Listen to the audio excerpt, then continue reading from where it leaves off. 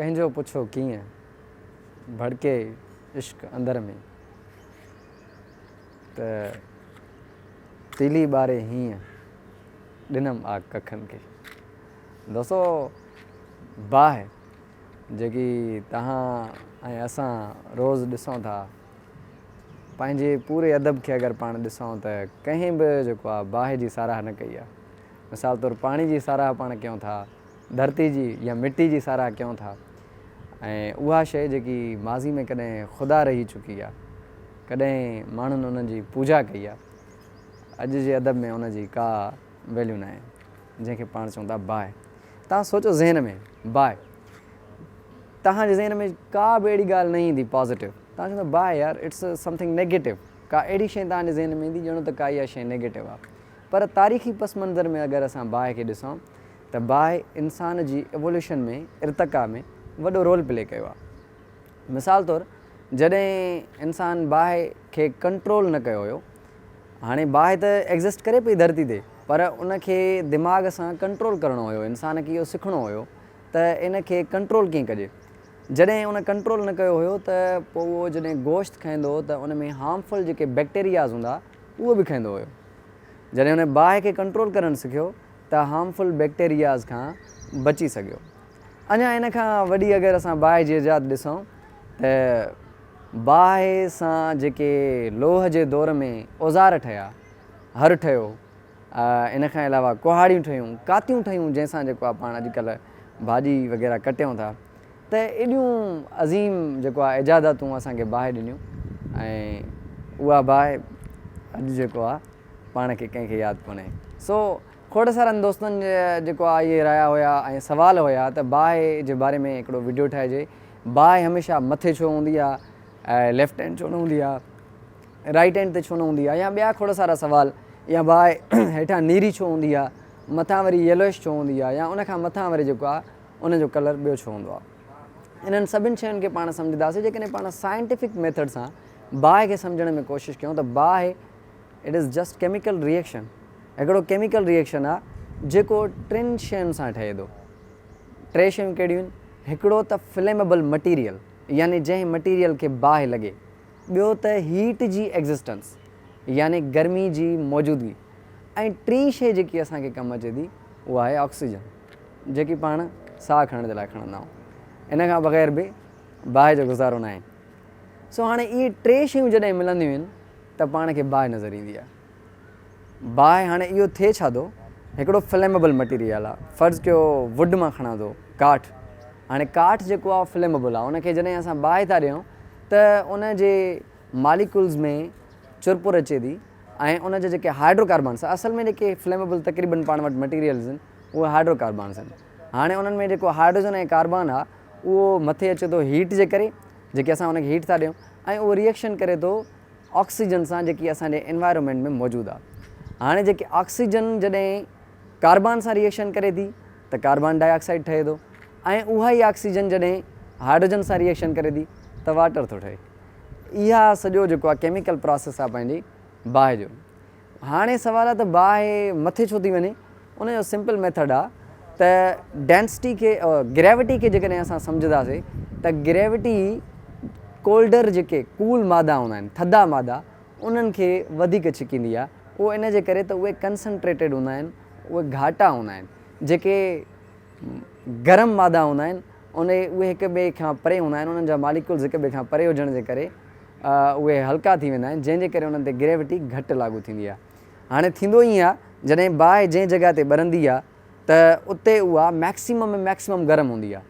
पोइ हाणे थींदो छा आहे त उहा मैक्सिमम जेकी बाहि आहे, जेकी गरम गैस जेको गरम थिए थो मटीरियल, हाणे उनखे मथे वञिणो आहे। मथे वञण जे करे असांजी बाहि जो जेको डायरेक्शन हूंदो आहे उहो मथे हूंदो आहे, या हेठां जेकॾहिं पाण ॾिसंदासीं त कलर नीरो हूंदो आहे। उहो बि हिन जे करे छो त उते ऑक्सीजन जो मिक़दारु वधीक उनखे मिलंदो आहे। ऐं पर जीअं पाण मथे वेंदासीं त येलोइश पाण खे नज़र ईंदी, ऐं उनखां पोइ वरी ऐं जिते जीअं जीअं उनखे ऑक्सीजन जो मिक़दारु चेंज थींदो वेंदो, ईअं ईअं उनजो कलर चेंज थींदो वेंदो। इहो आहे पंहिंजे बाहि। अच्छा, बाहि खे विसाइण जा जेके मेथड्स आहिनि उन्हनि जे लाइ बि हिकिड़ो वॾो, उहो बि हिकिड़ो वॾो चैलेंज आहिनि असांजे लाइ।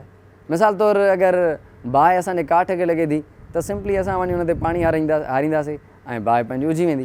पर इहा साॻी बाहि अगरि पेट्रोल स्टेशन ते लॻे, पेट्रोल खे, ऑयल खे या कंहिं इलेक्ट्रिकल सर्किट खे लॻी वञे, पोइ छा सोचो था? या कंहिं गैसोलाइन खे लॻी वञे, कंहिं गैस खे लॻे, CNG खे लॻे, छा उते बि पाणी इस्तेमालु कंदासीं? कॾहिं बि न। इहो अञा वधीक ख़तरनाक अमल थी सघे थो। सो दोस्तो, इन खे बाहि खे सम्झण जे लाइ अॼु ताईं जेकी पाण जी बाहि जी क्लासिफिकेशन आहे, उहे बाहि जा उन्हनि 5-6 क्लासिस आहिनि। क्लास A में उहे मटीरियल्स आहिनि जेके फ्लेमेबल पंहिंजा मटीरियल्स आहिनि, जीअं सॉलिड्स जेके ख़ासि करे आहिनि, मिसाल तौरु जीअं वुड आहे, पंहिंजो प्लास्टिक आहे, या ॿियूं अहिड़ियूं शयूं जंहिंखे पाण बाहि लॻाए सघूं था। क्लास B में पाण वटि लिक्विड्स आहिनि, जीअं मिसाल तौरु पाण वटि पेट्रोल आहे, डीज़ल आहे ऐं वग़ैरह वग़ैरह अहिड़ा जेका ॿिया मटीरियल आहिनि। क्लास C में असां वटि गैसिस आहिनि, जीअं मां तव्हांखे ॿुधायुमि CNG आहे ऐं वग़ैरह वग़ैरह जेके ॿिया अहिड़ा मादा आहिनि। चौथें या क्लास D में जेकॾहिं असां ईंदासीं त उते इलेक्ट्रिकल सर्किट्स आहिनि। इलेक्ट्रिकल सर्किट्स खे बि बाहि लॻी वेंदी आहे समटाइम्स।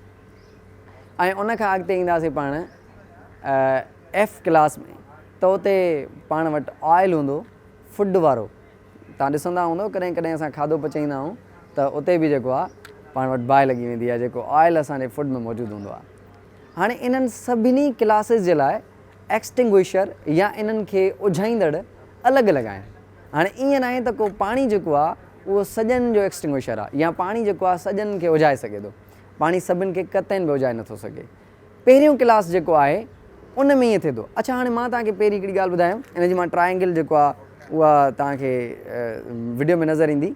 उन में तव्हां ट्रायंगल में ॾिसंदो त मां तव्हांखे चयो त हीट कीअं थी ठहे।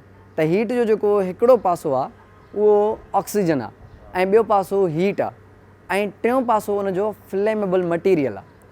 हाणे इहे टे जेको आहे इन्हनि टिनी एलिमेंट्स मां पाण खे हिकिड़ो न हिकिड़ो को बि हिकिड़ो एलिमेंट पाण खे ख़तमु करिणो आहे, तॾहिं बाहि ख़तमु थींदी। मिसाल तौरु अगरि ऑक्सीजन खे पाण ख़तमु करे छॾियूं तॾहिं बि हीट ऐं फ्लेमेबल मटीरियल बाहि न ॿारे सघंदा। या पाण जेको आहे पंहिंजे फ्लेमेबल मटीरियल खे ख़तमु करे छॾियूं, हटाए छॾियूं, तॾहिं बि हीट ऐं ऑक्सीजन बाहि न ॿारे सघंदी। या वरी हीट खे पाण ख़तमु करे छॾियूं त ऑक्सीजन ऐं फ्लेमेबल मटीरियल बाहि न ॿारे सघंदा। इहे बाहि खे ॿारण जे लाइ जेके टे एलिमेंट्स मां तव्हांखे ॿुधायां थो, इहे तमामु लाज़िम आहिनि। सो हाणे पाणी छा कंदो आहे? जॾहिं पाण बाहि ते काठ ॿरंदो आहे, पाण हुनखे पाणी हरींदा आहियूं त पाणी छा कंदो आहे? उन मां जेकी हार्डनेस आहे या हीट आहे उहा ख़तमु करे छॾींदो आहे। हाणे जेको इहो टियों एलिमेंट आहे हीट वारो, उहो जॾहिं ख़तमु थी वेंदो आहे त बाहि हुजी वेंदी आहे। त क्लास A में जेके मटीरियल्स आहिनि, जेके सॉलिड्स आहिनि, हाइड्रोकार्बन्स आहिनि, उन्हनि खे उझाइण जे लाइ पाण वटि पाणी इस्तेमालु थींदो आहे। क्लास B में मां तव्हांखे चयो त पाण वटि लिक्विड्स आहिनि। त क्लास B में जेके असांजा क्लास B जी जेकी फायर आहे उनखे उझाइण जे लाइ पाण खे फॉर्म कमु ईंदो आहे। फॉर्म, हाणे फॉर्म उहो एक्सटिंग्विशर में पियल हूंदो आहे, पाण खे मिलंदो आहे, उहो पाण इस्तेमालु कंदा आहियूं लिक्विड्स खे उझाइण जे लाइ। क्लास C में असांखे कार्बन डाइऑक्साइड कमु ईंदो आहे। हाणे इन खे मां तव्हांखे सम्झायां थो त इहे कीअं उझाईंदा आहिनि। बहरहाल हाल फ़िलहाल तव्हांखे ॿुधाए थो वञा त क्लास C में पाण खे कार्बन डाइऑक्साइड कमु ईंदो आहे। ऐं जेकॾहिं क्लास D जी मां ॻाल्हि कयां त पोइ पाण खे DCP यानी ड्राई केमिकल पाउडर कमु ईंदो आहे। अच्छा, इहो ड्राई केमिकल पाउडर वरी ॿियनि क्लासिस खे बि उझाइण जे लाइ कमु ईंदो आहे। बहरहाल स्पेसिफिकली इहो इन जे लाइ इस्तेमालु थींदो आहे। क्लास E इलेक्ट्रिकल सर्किट्स, उन्हनि जे लाइ बि पाण खे कार्बन डाइऑक्साइड कमु ईंदो आहे। ऐं क्लास F यानी जेको फूड हुयो पंहिंजो ऑयल, उनखे अगरि लॻे पियो उते बि पाण कार्बन डाइऑक्साइड या फॉर्म इस्तेमालु करे सघूं था। हाणे अचूं था त इहो थिए कीअं थो। जीअं पहिरियों मेथड मां तव्हांखे ॿुधायो त फस्ट क्लास में त पाण जो हीट वारो जेको आहे कमु थिए थो, पाण वाटर हारियूं था ऐं हीट वारो कमु ख़तमु थी थो वञे, जंहिंजे करे बक़ाया ॿ एलिमेंट्स उहे बाहि नथा ॿारे सघनि। हाणे क्लास B में जॾहिं असां ईंदासीं त क्लास B में मां तव्हांखे चयो फॉर्म इस्तेमालु थींदो आहे। हाणे फॉर्म थींदो छा आहे त फॉर्म में वेपर फॉर्म में जेको आहे असां वटि मटीरियल मौजूदु हूंदो आहे, कार्बन डाइऑक्साइड हूंदो आहे या ॿियो को जेको एक्सटिंग्विशर हुजे, ख़ासि करे त कार्बन डाइऑक्साइड हूंदो आहे। हाणे उहो छा कंदो आहे, हिकिड़ो ब्लैंकेट माना हिकिड़ो चादर ठही पवंदी आहे उनजे मटीरियल ऐं मटीरियल जे मथां। त हाणे जेकी ऑक्सीजन उनखे ॿरण में मदद कंदी आहे जेके एनवायरनमेंट मां, उनजी मुकमल तरीक़े सां हिकिड़ो स्टॉप थी वेंदी आहे या उनजो रस्तो रुकिजी वेंदो आहे। हाणे जॾहिं ऑक्सीजन जो रस्तो रुकिजी वेंदो आहे त मां तव्हांखे ॿुधायो त इन्हनि टिनी एलिमेंट्स मां को बि एलिमेंट ख़तमु कंदासीं त बाहि ॿरण बंदि करे छॾींदी। साॻी तरीक़े सां जीअं पाण वटि मां तव्हांखे क्लास C में ॿुधायो त गैसिस ॿरनि था, त गैसिस में बि जॾहिं पाण कार्बन डाइऑक्साइड छॾियूं था त कार्बन डाइऑक्साइड ऑक्सीजन खां वधीक ॻरे हुजण जे करे, छो त कार्बन डाइऑक्साइड जो वज़न वधीक आहे, ऑक्सीजन जो एतिरो वज़न आहे, छाकाणि त हुन में कार्बन बि आहे ऐं ऑक्सीजन जा बि ॿ मॉलिक्यूल्स आहिनि। त हाणे वरी उहो साॻियो ई कमु करे थो, त ब्लैंकेट अची थो वञे, हिकिड़ो कंबल ठही थो वञे, उन मटीरियल जे मथां अगेन ऑक्सीजन लीक थी वञे थी। मां तव्हांखे टियों हिकिड़ी ॻाल्हि ॿुधाई त मटीरियल समटाइम्स असां एलिमेंट खणी छॾंदा आहियूं, उहो वरी उनजो मेथड इहो हूंदो आहे त मिसाल तौरु तव्हां वटि खोड़ ड्रम पिया आहिनि, उन्हनि मां कंहिं हिकिड़े ड्रम खे बाहि थी लॻी वञे।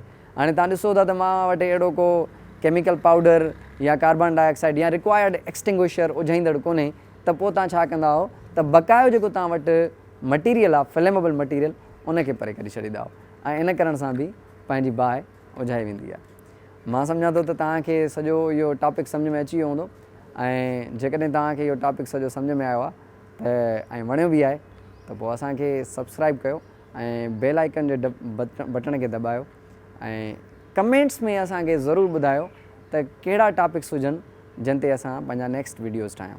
Thank U very much.